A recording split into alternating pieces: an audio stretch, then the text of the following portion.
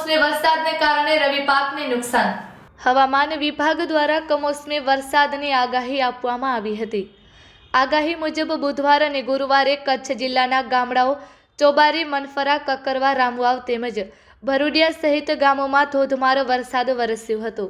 કમોસમી વરસાદને કારણે ખેતરોમાં પાણી ભરાયા હતા, જેના કારણે જીરું, રાયડો, ઈસબગુલ, વરિયાળી, ધાણા, અજમો, મેથી સહિતના પાકોમાં નુકસાન થયું હતું।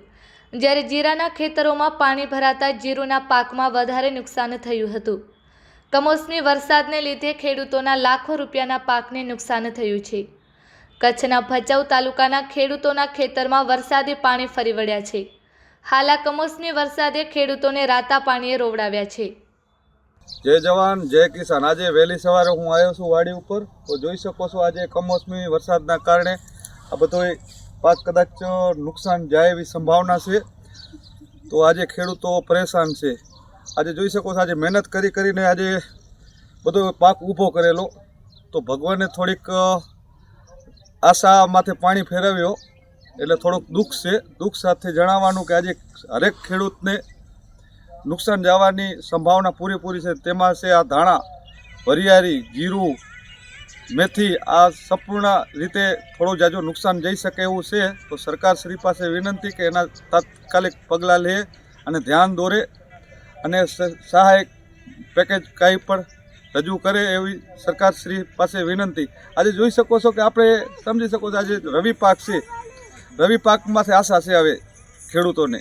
તો રવિ પાક જો ફેલ જશે તો આખું વર્ષ ફેલ જવાનું છે, કારણ કે 2025 આવી આ ગઈ, હવે 2026 આવી। 2026માં આશા હતી તો રવિ પાક ઉપર। તો રવિ પાકમાં એવું છે કે રવિ પાકમાં કમોસમી વરસાદ હજી પણ આગાહી છે। તો આપણે સમજી શકો છો કે આપણે રામમોલમાં કાંઈ આવ્યો નથી। ચોમાસે અતિવૃષ્ટિના કારણે બધો પાક નિષ્ફળ ગયેલો, તો આજે આશા છે તો આ રવિ પાક ઉપર। રવિ પાક એ કદાચ મને એવું લાગે છે કે ક્યાંક ને ક્યાંક કુદરત નથી રાજી, તો સમજી શકો છો કે આ બધું હવે આશા છે તો આના ઉપર છે, થાય તો સારું, નહીં તો જય સિયારામ, જય જવાન, જય કિસાન, ભારત માતા કી જય।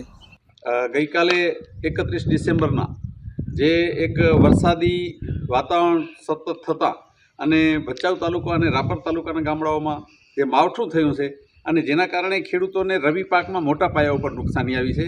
ખેડૂતોએ ચોમાસાની સિઝનમાં પણ ઘણું ગુમાવ્યું કમોસમી વરસાદને કારણે, અને એના કારણે ચોમાસું પાક નિષ્ફળ ગયા। સરકારે એમને વળતર આપી છે, પરંતુ શિયાળુ પાક ઉપર એમને આશા હતી ખેડૂતોને કે અમે આ શિયાળુ પાકમાં કંઈક મેળવી શકશું। જીરું હોય, વરિયાળી હોય, રાયડો હોય, ઈસબગુલ, આ તમામ પાકો રાપર અને ભચાઉ તાલુકામાં નિષ્ફળ ગયા છે। અને સાથે સાથે એરંડા અને કપાસ જે કાંઈ બચેલા હતા થોડા ઘણા, એમનું પણ પૂરું થયું છે। એટલે આપણે આશા રાખીએ છીએ કે ખેડૂતોને ભગવાન કોઈ પણ પ્રકારે સહાય કરે અને સરકાર પણ એમનો હાથ પકડશે। આજે રવિ પાકમાં નુકસાન થયો છે એની ભરપાઈ કોઈ પણ સંજોગોમાં થઈ શકે એમ નથી ખેડૂતોને। અને આજે એવી પરિસ્થિતિ નિર્માણ થઈ, રામવાવ હોય, કુડાજામપર હોય, મનફરા હોય, ખાર હોય, ચોબારી, પાણી વહી નીકળ્યા। આવા સંજોગોમાં ખેડૂતોનું જે પરિશ્રમ કર્યો હતો, એક આશાનું કિરણ એમના માટે ઉગ્યું હતું કે ચોમાસામાં જે નિષ્ફળ ગયા છે અહીં, તો કદાચ આપણે શિયાળુ પાકમાં આપણે એનું વળતર મેળવી શકીશું। ખડીરના ખેડૂતો પણ માથે ઓઢીને રોઈ રહ્યા છે, ખૂબ જ માઠી દશા બેઠી છે।